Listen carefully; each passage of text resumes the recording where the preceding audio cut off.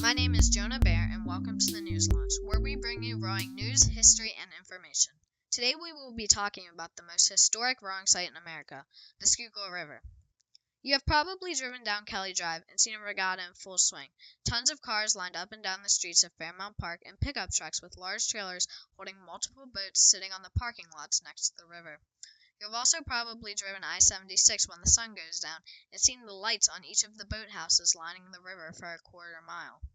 These sites you have most likely seen if you live in or have visited Philadelphia have a very deep and important history in the city. Although rowing as a sport has existed since ancient Egypt, when nobles and kings would compete against each other on the Nile, modern-day rowing is thought by most historians to have started in England in 1771. It all started when Thomas Doggett, a famous actor, offered a prize to the fastest of the Thames watermen. The grand prize was an orange coat and a silver badge. The Thames watermen were mostly working-class citizens who would normally transport people and goods across the river. The annually held race attracted an extremely large crowd every year. Along with that came gambling, and then a professional rowing class.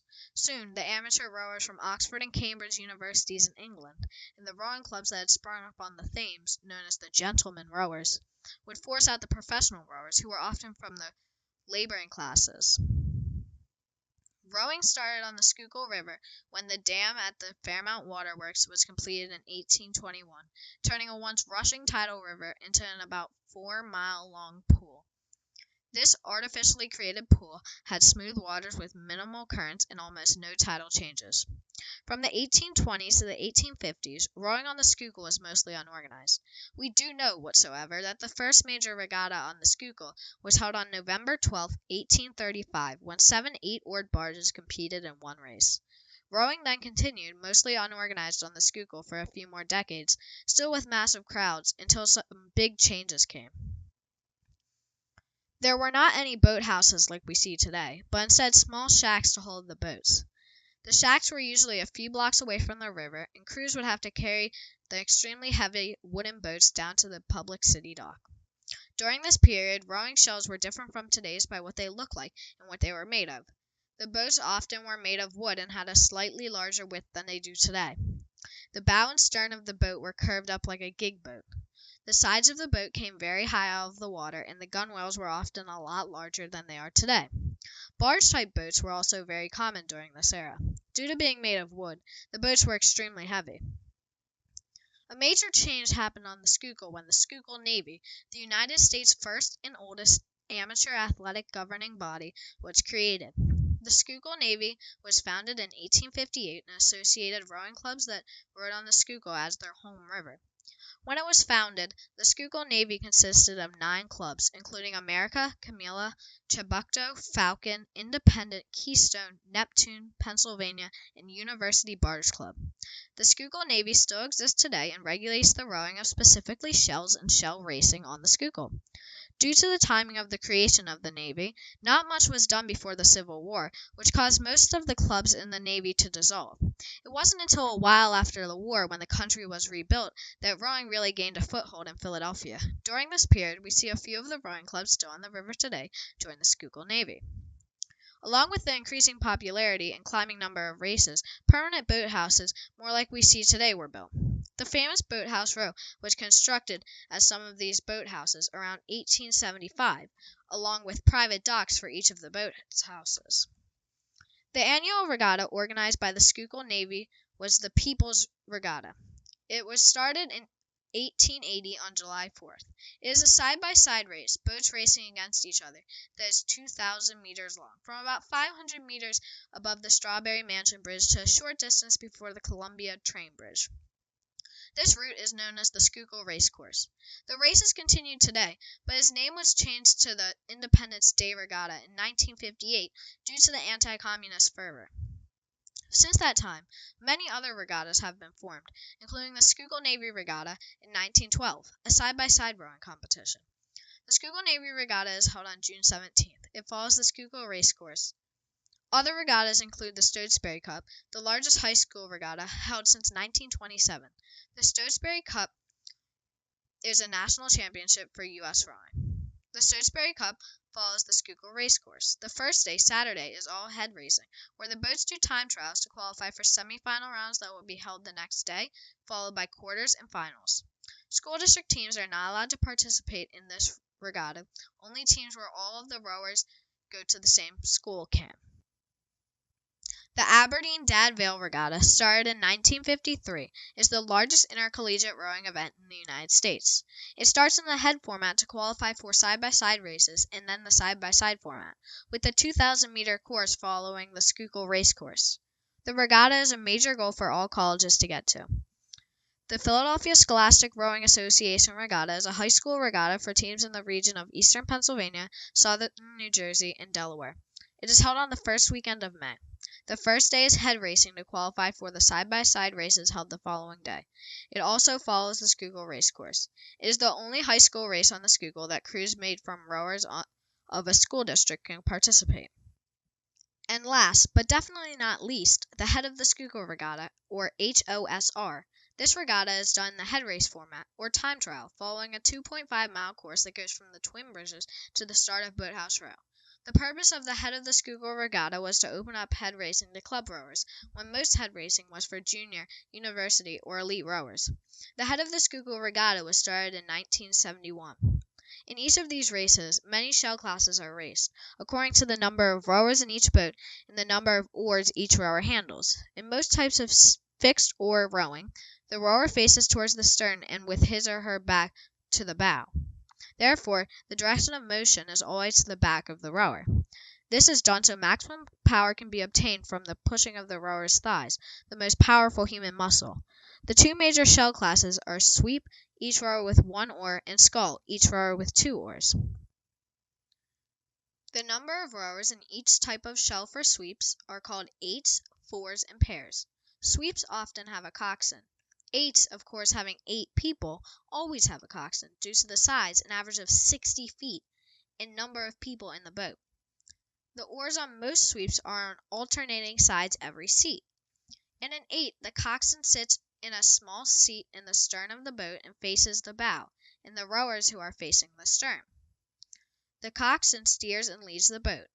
The rowers in every boat are numbered from bow seat, or 1, always 1, to stern seat, which is 8, 4, or 2. Fours are not always coxed. When they are not, the stern seat 4 or bow seat 1 will steer with rigging attached to the boat shoes, also known as shoe rigging. Fours, when they do have coxswains, are usually bow loaders, where the coxswain sits in the bow of the boat with their back to the bow seat. Rarely, fours will have a stern loader. Pairs are not normally coxed. The pair rowers communicate with each other to steer the boat, and they use shoe rigging. Pairs are rarely coxed, usually as a bow loader. Sculls, boats where the rower holds 2 oars, rarely have coxswains. The sculls are quads 4, doubles 2, and singles 1. Sculls are numbered the same way as sweeps. Sculls, when most of the time they do not have a coxswain, are coached directly from a launch, a small motorboat that follows racing shells. Sweeps do have launches, but they do also have coxswains to coach. Today, most shells are made of composite material, for example, carbon fiber. Age, weight, and skill groups are classified in all races regulated by U.S. rowing by these rules. The age group, according to U.S. rowing, are junior, which is high school, collegiate, and masters, which is over the age of 21. The weight classes for rowing are lightweight and open weight. Lightweight men boats are not allowed to have rowers over the weight of 160 pounds, and the average weight in the entire boat must be at or under 155 pounds. Lightweight women boats are not allowed to have rowers over the weight of 130 pounds, and the average weight in the entire boat must be 125 pounds. Open weight boats have no weight requirements.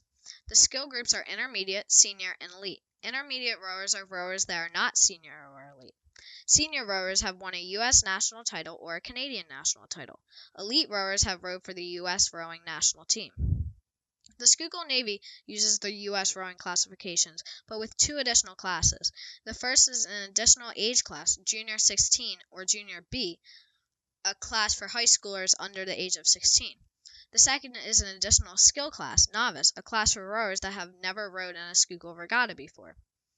Rowers classified by these regulations can row in the skill class above them, but not below them. Lightweight rowers can row in open weight, but open weight rowers over the maximum weight for lightweight cannot row. Coxswains have weight minimums to make sure that a coxswain is not too light that will give the boat an unfair advantage. Male coxswains must weigh in at above 120 pounds, and female coxswains must weigh in at above 110 pounds. If a coxswain is under this minimum weight, they are required to bring weights on board to meet the 120-pound or 110-pound requirement.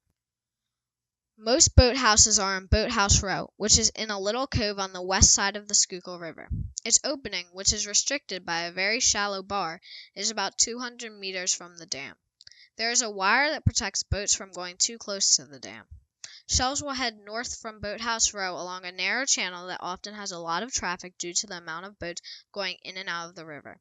They then will turn a blind corner at the end of the Boathouse Row while crossing to the west side of the Schuylkill River. Boats are to stay on the port side of the Schuylkill while rowing, therefore west side while going upriver and east side while going downriver. Boats cross the river, straighten up, and row upriver towards the Girard Bridge.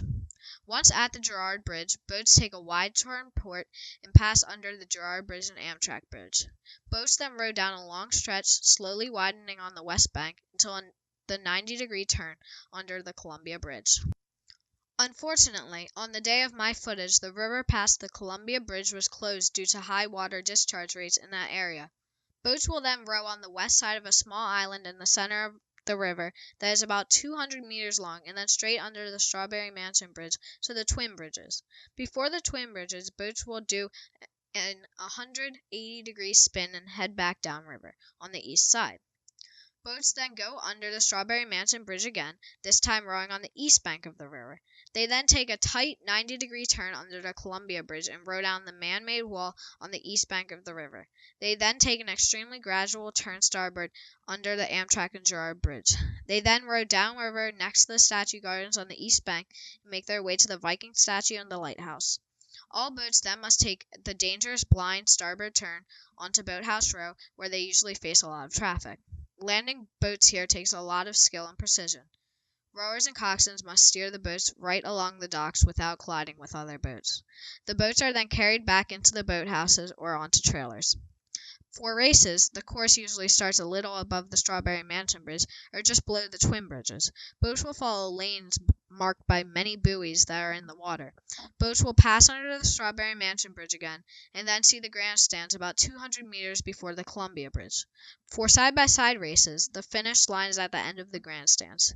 For head races, where the entire regatta is only head races, the course continues and boats make a challenging, tight 90-degree turn at full speed under the Columbia Bridge.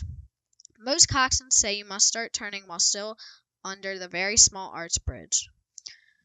The boats then continue down the long straight to the Amtrak Bridge, where the boats turn to starboard on a nice long turn under the Amtrak and Girard Bridge. Head racing boats then row the final stretch to about 500 meters before the safety wire, where the finish line is. During regattas, boats row upriver to the starting line on the man-made bank of the river, the east or starboard side. They either start from Boathouse Row, the Gillen Boathouse at the 1,000-meter mark of the Schuylkill Racecourse, or the Public City Dock, a temporary floating dock put up north of the Gillen Boathouse next to the parking lot. Today, the Schuylkill Navy remains one of the most important and influential athletic governing bodies in the world. It currently boasts 13 member clubs, including the Fairmount Rowing Association, Crescent Boat Club, Bachelor's Barge Club, University Barge Club, Malta Boat Club, Vesper Boat Club, College Boat Club, the Penn Athletic Club Rowing Association, or Penn AC, Philadelphia Girls Rowing Club, PGRC, the Gillen Boat Club, and St. Joseph University and St. Joseph's Prep. There have been a total of 23 different clubs that have belonged to the Navy in previous years. The only boat club to have been the Navy since the beginning is the University Barge Club. That about wraps up all you need to know about what is known as the birthplace of American rowing. The Schuylkill River is home to one of the most historic rowing sites, with truly beautiful boathouses. It also hosts some of the most popular regattas for all types of rowers. Thank you for listening to the News Launch. If you would like to listen to more information regarding the Schuylkill River in general, listen to Richard's podcast about the Schuylkill River. Next week, we will be talking about the Ohio River and its history. I'm your host, Jonah Baer, and I will see you next week.